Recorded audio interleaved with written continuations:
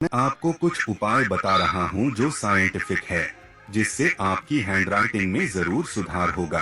चाहे हिंदी या इंग्लिश जो भी आप लिखते होंगे उसमें जरूर यह नियमों का पालन करें। यह तरीका निम्नलिखित है। एक, ठीक से बैठकर लिखना। आपकी राइटिंग टॉप की है। पूरे स्कूल में आप हैंडराइटिंग का खिताब जीत चुके हैं। आप मुझे सीधा लेटकर लिखकर बताएं या एक पाव पर खड़े होकर लिखकर बताएं। वैसा हैंडराइटिंग बिल्कुल नहीं लिख सकते हैं जैसा आप ठीक से बैठकर लिखते हैं। इसलिए आप जब भी लिखने बैठे कुर्सी टेबल या स्टडी टेबल का प्रयोग करें। इस प्रकार बैठे कि यदि आपको 2 से 3 घंटे तक लगातार बैठना पड़े तो कोई परेशानी नहीं होगी। इस प्रकार से बैठकर लिखने में आपकी हैंडराइटिंग जरूर रहोगे। 2, पेन पर जोर देकर ना लिखें।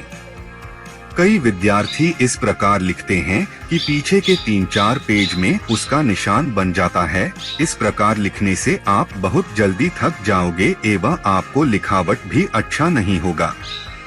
इस प्रकार आपको लिखते समय ना पेन को जोर से पकड़े और ना ही पेन को जोर से दबाएं। पेन को हल्के हाथों से पकड़े एवं हल्का दबाकर लिखें। इससे आप देर तक सुंदर हैंडराइटिंग लिख सकते हैं। 3, लिखने की स्पीड को कम करें।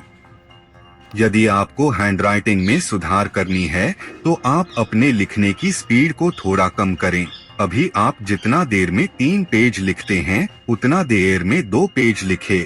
इससे आपकी हैंडराइटिंग में जरूर सुधार होगी।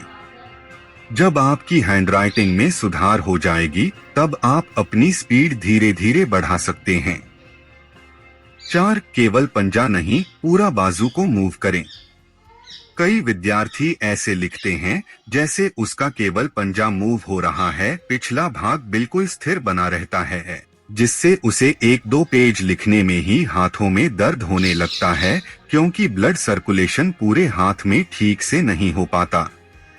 इसलिए आप लिखते वक्त पूरे बाजू को मूव करें। इससे आप हैंडराइटिंग सुधार कर सकते हैं। 5, 2 शब्दों के बीच गैप समान रखें। यह बहुत महत्वपूर्ण है। आप जब भी लिखें चाहे हिंदी या अंग्रेजी में 2 शब्दों के बीच गैप एक समान रखें। यह नहीं कि कहीं कम और कहीं ज्यादा और कहीं बिल्कुल नहीं गैप रखें। कई बार 2 शब्दों के बीच गैप ना होने से शब्द का अर्थ ही बदल जाता है। इसलिए आप अपने अंतिम उंगली की मोटाई के बराबर 2 शब्दों के बीच गैप रखें। हैंडराइटिंग अच्छा दिखाई देगा। 6, लिखते समय पेज की सफाई पर विशेष ध्यान दें।